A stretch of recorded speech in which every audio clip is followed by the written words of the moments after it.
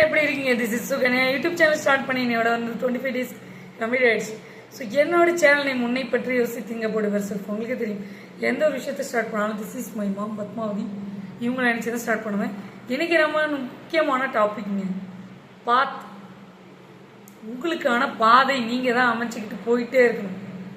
நேர் பாதையில் போங்க. கண்டிப்பாக உங்களுக்கான ஒரு பாதை உங்களுக்கு வழிவகுக்கும். இறைவன் உங்களுக்கு நல்லது பண்ணுவார். நம்பிக்கை வைங்க. கஷ்டத்தை கொடுத்துருக்காருன்னா கண்டிப்பாக நல்ல பாதையில் போகிறதுக்கு தான் கஷ்டத்தை கொடுத்துருக்காரு. கஷ்டம் என்பது ஒரு டாட். அது கிட்டத்தை வச்சு பாருங்க, அது எட்டத்தை வச்சு பாருங்க, இன்னும் எட்டத்தை வச்சு பாருங்க. கிட்டத்தை வச்சு பார்த்தா அது ஒரு கல் மாதிரி, எட்டத்தை வச்சு பார்த்தா அது ஏதோ ஒரு பொருள் மாதிரி தெரியும். இன்னும் தூரம் வச்சு பார்த்தீங்கன்னா அது கண்ணுக்கே தெரியாது. ஸோ கண்ணுக்கு தெரியாத விஷயத்தை வந்து நம்ம விட்டுடணும். அதை யோசிக்கிட்டே இருக்கக்கூடாது. பாதையை, கரெக்டான பாதை, உங்களுக்கு தேவையான பாதையை நீங்கள் உருவாக்கிக்கிட்டு போய்கிட்டே இருக்கணும். எல்லாத்துலேயுமே சரி, பாதையை அமைச்சிட்டு அமைச்சிட்டு போயிட்டே இருக்கும். Bye bye, see you later.